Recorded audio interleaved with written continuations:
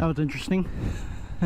Alright, so for today's video, I'm going to go over why the Ninja 400 is the perfect bike. So I've been riding for a while, probably about 12 years off and on here, but I got my very first bike when I was 18 years old. That was a 2004 Triumph Daytona 600.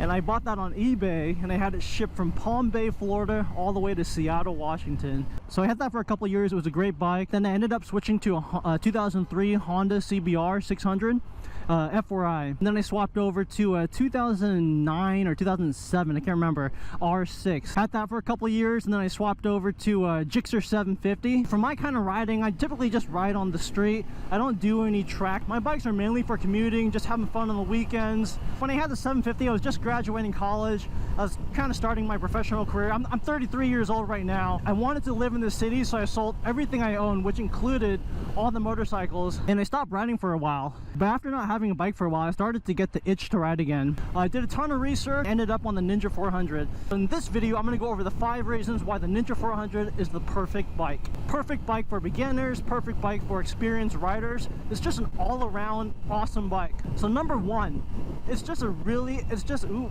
5-0. I'm going the speed limit, it's all good. So number 1, it's just a really lightweight bike. This bike is so nimble and so flickable. It's 366 pounds. And the fact that I can get my bike leaned over all the way like this and still lift it up like this, that just makes it really confidence inspiring.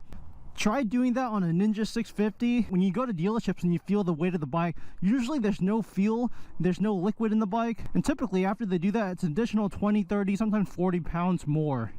So keep that in mind. This bike, I have the ABS, this bike weighs 366 pounds wet.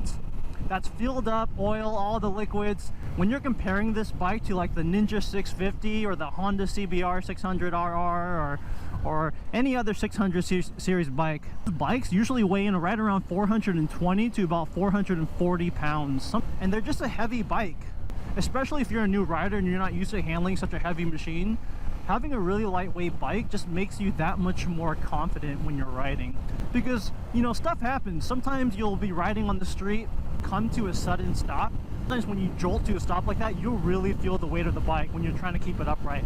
But the fact that you can lift this bike from almost any position with your 2 hands, it just shows how lightweight this bike is. Alright, number 2, the slipper clutch. This clutch is so easy to learn on. Not only learn on, but if you're an experienced rider and you have long commutes, you just don't get tired with this clutch. It's such a lightweight clutch, you barely feel it, and you don't get fatigued when you ride it. It's really impossible to kill the engine on this bike. If I just slowly release the clutch here, watch my hand, the bike starts moving. And once you let it out completely, watch my hand, I'm not even touching the throttle. You can slowly release it, the bike will start moving, and if you gradually release it, look at that, now you're moving. Hand's not on the clutch or the gas. The fact that you can completely let go of the clutch and not even touch the gas, and the bike will just continue to go, it's just super easy to learn on. It's nearly impossible to kill this engine. Alright, number 3, power. I know what you guys are going to say, power, what power? Ninja 400 doesn't have any power.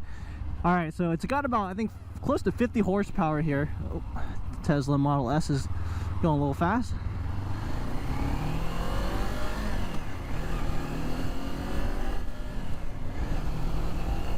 So top speed on this thing is right around 120 miles an hour. Some people have reported like 130, and for me, I'm not adrenaline junkie, and 120 miles per hour top speed is plenty fast enough for me.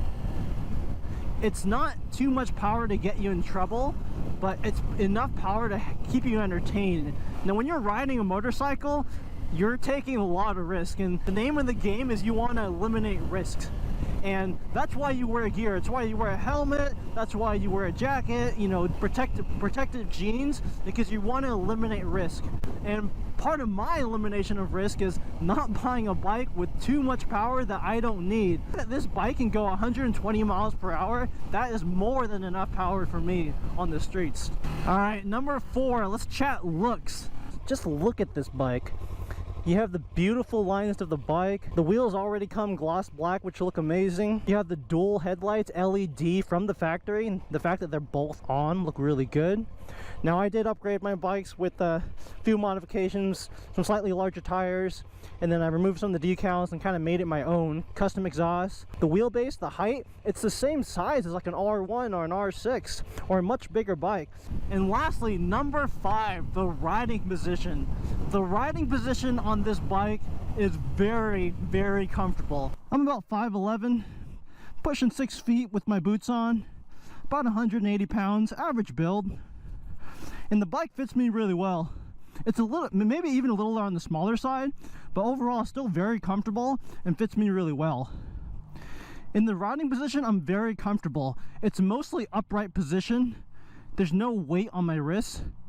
I can still hunch over and lean on the bike if I want to, but overall it's a really comfortable riding position that I can ride for a couple hours, 3 hours, 4 hour long rides and not feel fatigued. Now, funny story, I saw on my local Facebook marketplace, this guy recently bought a ZX6R brand new, paid MSRP plus all the markups.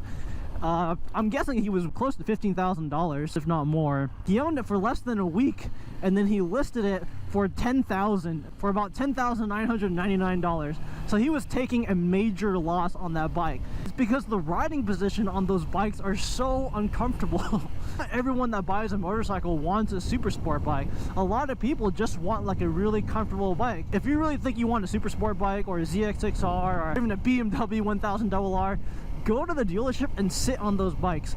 They're not the most comfortable bikes to ride. When you sit on those bikes, you're almost sitting on the very top of the bike. Sitting on the Ninja 400, you feel like you're a part of the bike. You're sitting on the bike, you're in the bike. That sounds kind of sexual, but you know what I mean. You feel like you're a part of the bike. And when you sit on a ZX6R or a super sport bike, it's almost as if you're sitting way on top of the bike and you're hunched over really far. Alright guys, so those are my 5 reasons why I think the Ninja 400 is the perfect bike. Hopefully you guys enjoyed this video. Please don't forget to subscribe and drop a like. It really keeps me motivated to make more videos. I'll catch you guys in the next one.